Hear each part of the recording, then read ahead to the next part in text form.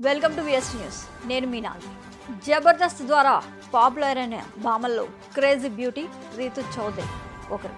ఈ చిన్నది తన కామెడీతో పాటు అందంతోని ప్రేక్షకుల్ని ఆకట్టుకుంది. అయితే ఇప్పుడు ఈ బ్యూటీ అనుకోని చిక్కుల్లో ఇరుక్కుందని తెలుస్తోంది. ఏకంగా 700 కోట్ల ల్యాండ్ స్కామ్లో ఆమె అడ్డంగా బుక్ అయినట్లు వార్తలు వినిపిస్తున్నాయి. ప్రస్తుతం ఈ వార్త సంచలనం సృష్టిస్తోంది. ఆంధ్రప్రదేశ్కు సంబంధించిన ల్యాండ్ మాఫియాలో రీతు చౌదరి పేరు బయటకు వచ్చిందని టాక్ వినిపిస్తోంది. విజయవాడ ఇబ్రహీంపట్నంకు సంబంధించిన ల్యాండ్ రిజిస్ట్రేషన్లో ఆమె అడ్డంగా బుక్ అయ్యారని వార్తలు వస్తున్నాయి. ఆంధ్రప్రదేశ్ ఇబ్రహీంపట్నంకు చెందిన 700 కోట్ల విలువైన ఆస్తులకు సంబంధించి స్కామ్లో రీతు చౌదరి పేరు కూడా బయటకు వచ్చింది. ఒక దొంగల మూట ఆస్తిని కొట్టేసినట్లు తెలుస్తోంది. ఇందులో పలువురు పెద్ద తలకాయలు కూడా ఉన్నట్లు వార్తలు వస్తున్నాయి. మాజీ సీఎం వైఎస్ జగన్ సోదరుడు వైఎస్ సునీల్, జగన్ పిఏ నాగేశ్వరరెడ్డి పేర్లు కూడా బయటకు వచ్చాయి. ఇందులో నటి రీతు చౌదరి, చేమకుర్తి శ్రీకాంత్పై కూడా ఆరోపణలు వినిపిస్తున్నాయి. రీతు చౌదరి శ్రీకాంత్కు రెండో భార్యగా తెలుస్తోంది.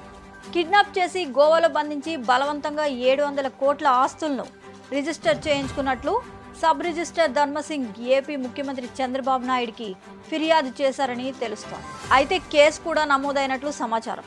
ఈ విషయంపై ఏపీ ప్రభుత్వం సీరియస్గా ఉందని అంటున్నారు. ఇక రీతు చౌదరి అసలు పేరు వనం దివ్య. అసలు ఈ విషయంపై రీతు అధికారికంగా రియాక్ట్ అయ్యే వరకు కూడా క్లారిటీ రావాల్సి ఉంది. నిజాలు ఏంటో రీతు చౌదరి ఎప్పుడు బయట పెడుతుంది అని ఆసక్తి రేకెత్తిస్తోంది. ఇదిలా ఉంటే రీతు భర్త శ్రీకాంత్ క్లారిటీ ఇచ్చారు. తనపై వస్తున్న ఆరోపణల్లో వాస్తవం లేదు అని అంటున్నారు. మొదటి నుంచి నా ఫ్యామిలీ ట్యాక్స్ కరెక్ట్గా పే చేస్తున్నామని, రీతు చౌదరి పేరు మీద ఉన్న ఆస్తులన్నీ పూర్తిగా నాకు చెందినవి, మేము సంపాదించుకునేవని ఆయన అంటున్నారు.